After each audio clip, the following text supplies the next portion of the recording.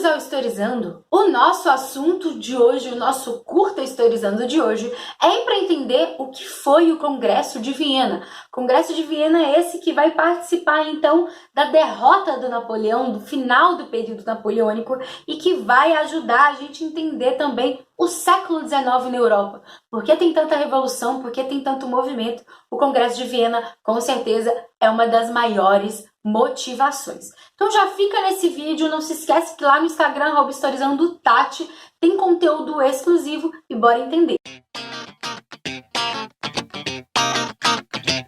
Entre os anos de 1814 e 1815, o Congresso de Viena aconteceu na Áustria, por isso Viena, a capital da Áustria, e vão envolver vários países, incluindo Inglaterra, França, Rússia, Prússia e Áustria. São os principais países aí do Congresso de Viena. Tá, Tati, mas por que 1814 e 1815? Uma observação que a gente precisa fazer é que o Napoleão, bobo nem nada, consegue sair do exílio, consegue então invadir a França e ficar 100 dias a mais no poder, né? A gente tem um governo dos 100 dias do Napoleão, mas esse congresso retorna após a derrota definitiva do Napoleão e o exílio para mais longe ainda. Se quiser saber mais sobre o período napoleônico, tem vídeo aqui no canal, e se quiser a regravação desse vídeo é só comentar que a gente produz. Mas, continuando então, esse Congresso de Viena vai discutir exatamente a derrota do Napoleão. Como assim, Tati? Bom, Napoleão, com as guerras napoleônicas, vai expandir o território da França, vai invadir vários outros territórios, principalmente com a premissa do bloqueio continental, que a gente já viu aqui no canal. Inclusive, quando a gente fala do período joanino, vou deixar nos cards para você entender mais. Claro que aí vai bagunçar o território europeu depois de todas essas guerras e todos esses conflitos. Que territórios então vão ser alterados nesse momento? Logo, o Congresso de Viena tem a intenção de recuperar esses territórios, de voltar a um equilíbrio chamado equilíbrio europeu, mas não é só isso. O que incomoda mais o Congresso de Viena, o que incomoda a maioria dos países que participaram desse Congresso de Viena, são as ideias que o Napoleão Bonaparte espalhou pela Europa. Mas, Tati, que ideias são essas? Napoleão Bonaparte é um filho da Revolução Francesa. Por mais que ele seja considerado um autoritário, um imperador, ele espalha as ideias do liberalismo para a Europa, inclusive colocando algumas constituições para jogo, Coisa que anteriormente não existia, porque a gente tinha o Antigo Regime. Tati, lá vem você de novo com essa história de Antigo Regime. Gente, entender o Antigo Regime, como eu já disse aqui, é entender a sociedade europeia, pelo menos ocidental aí, na Idade Moderna. Então a gente precisa entender o Antigo Regime para entender a Idade Moderna na Europa. Esse Congresso de Viena quer o retorno do Antigo Regime. O que seria isso? Quer o absolutismo muito forte, quer o controle econômico com o mercantilismo, quer a sociedade de privilégios, coisa que a Revolução Francesa derruba e coisa que as ideias da Revolução Francesa também derrubam. Logo, por exemplo, uma Constituição derruba o Antigo Regime, porque uma Constituição é contrária ao absolutismo. Uma Constituição impõe regras, impõe limites, não só para o povo, mas para o rei também. Logo, eles não querem nada disso rolando na Europa. Além, então, dessa vontade de voltar com o Antigo Regime, o Congresso de Viena, como eu disse aqui, tem a vontade de equilibrar a Europa, voltar ao chamado equilíbrio europeu. Na verdade, é de devolver a esses territórios a quem pertenciam, porque o Napoleão Bonaparte vai invadir muitos deles. Não só devolver, mas também dar uma divisão aí meio doida, que vai gerar muitos movimentos revolucionários, como, por exemplo, a unificação alemã e a unificação italiana, que já tem um vídeo também aqui no canal, vou deixar nos cards. Então, essa questão de equilíbrio europeu, na verdade, é que vai dar poder aí para esses países que estão participando do Congresso a, então, restabelecer territórios e até mesmo conquistar novos territórios. Não só isso, mas o Congresso de Viena quer abafar possíveis novas ondas revolucionárias, porque a gente sabe muito bem, então, que o Congresso de Viena quer o retorno do Antigo Regime e as revoluções, principalmente a Revolução Francesa, foi justamente contra o Antigo Regime, logo, tem muita chance, sim, de acontecer outros movimentos revolucionários. Por isso, então, voltar com o Antigo Regime, estabelecer de novo aí o equilíbrio do mapa europeu, incluindo territórios aí, e afastar ideias revolucionárias eram aí grandes objetivos desse Congresso de Viena. Assim, para a gente entender melhor o Congresso de Viena, a gente pode falar dos princípios, o que é interessante e muito importante para o Congresso de Viena. O primeiro princípio que a gente tem que comentar é o da restauração, de retornar, de voltar ao que era antes. Logo, eu posso falar que o Congresso de Viena é um congresso conservador, porque quer permanecer questões que tinham anteriores à Revolução Francesa, como, por exemplo, o que eu já disse aqui, o Antigo Regime, que é o absolutismo, o mercantilismo, a sociedade de privilégios. Ai, Tati, quer dizer que isso é ruim? Quer dizer que isso é bom? Gente, a história não é filme de Hollywood. Não trate a história como o vilão e o mocinho. Existem várias questões positivas e negativas em todos os processos.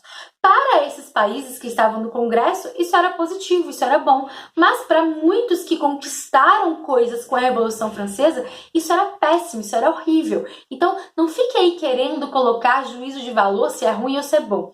Queira entender esse processo e queira entender os lados dessas questões. Por isso, a restauração vai ser um princípio-chave para o Congresso de Viena e por isso a restauração nos mostra que o Congresso de Viena é um congresso conservador. Outros dois princípios importantes são o da legitimidade e do equilíbrio europeu. Quando eu falo em legitimidade no Congresso de Viena, é que essa galera do Congresso quer o retorno das dinastias que foram retiradas pelo Napoleão Bonaparte ou até mesmo pela Revolução Francesa, né? A gente tem a dinastia Bourbon, o Luís XVI sendo retirado do trono. E aí, quem não viu o vídeo sobre as motivações da Revolução Francesa, vou colocar nos cards, tá um vídeo muito legal que fala justamente sobre essa dinastia Bourbon, sobre os Luíses, né? E aí, por exemplo, uma das medidas aí do Congresso de Viena vai ser justamente o retorno dos Bourbon para o trono francês. Luís XVIII vai assumir. Ué, Tati, cadê o Luís XVII? Tanto Luís XVI quanto Luís XVII morreram na Revolução Francesa, então o Luís XVIII iria assumir aí graças a esse Congresso de Viena. E nós temos o equilíbrio europeu. Por que o equilíbrio europeu? Por essas questões territoriais. Eu vou colocar na tela para vocês um mapa aí, que são as alterações principais do Congresso de Viena, mas esse equilíbrio europeu é justamente buscar uma harmonia, um equilíbrio entre os territórios europeus e entre essas forças europeias que incluem os países participantes do Congresso de Viena, como Inglaterra, como França, como Prússia, como Áustria, como Rússia. Então, vai se restabelecer o que eles chamam de equilíbrio europeu. Alguns exemplos, eu já comecei citando aqui que um dos maiores exemplos é justamente a dinastia Bourbon retornando ao trono francês com o Luís XVIII. A gente também tem outras dinastias retornando, como na Espanha, em alguns territórios germânicos também. E olha que ainda não aconteceu o processo de unificação alemã, vou colocar nos cards, como eu disse para vocês. Também nós temos a Inglaterra conquistando alguns territórios coloniais, como a região sul aí da África e a Ilha de Malta, entre outros territórios. A Bélgica foi incorporada aos Países Baixos, esses Países Baixos são dominados pela Holanda na época, e a divisão de alguns territórios da Polônia entre Prússia e Áustria. Isso vai dar o que falar, isso vai dar o que falar, e muito tem a ver com as revoluções do século XIX e com as unificações. Quer vídeo de revoluções do século XIX? A chamada Primavera dos Povos, ou as revoluções de 20, as revoluções de 30, as revoluções de 48, quer esses vídeos por aqui? Comenta aqui embaixo. Não é só o Congresso de Viena que vai dar o que falar nesse período, mas também a chamada Santa Aliança. Ao final desse congresso, alguns países reunidos ali vão juntar para formar uma aliança militar chamada de Santa Aliança. O que é interessante e legal de entender é que a Inglaterra não participa da Santa Aliança. A gente tem Prússia, Áustria e Rússia participando da Santa Aliança.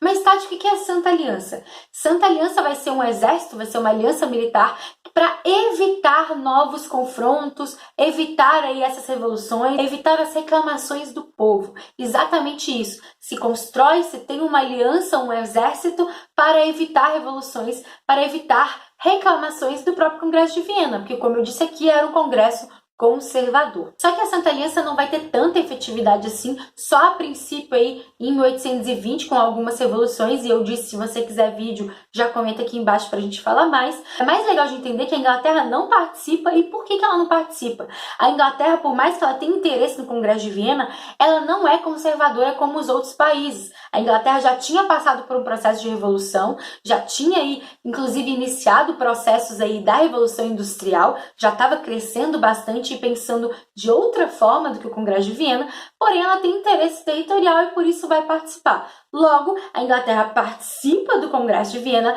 mas não participa da Santa Aliança. Não se esquece disso, mesmo porque para a Inglaterra é interessante sim, por exemplo, os movimentos da independência na América, coisa que a Santa Aliança vai tentar evitar.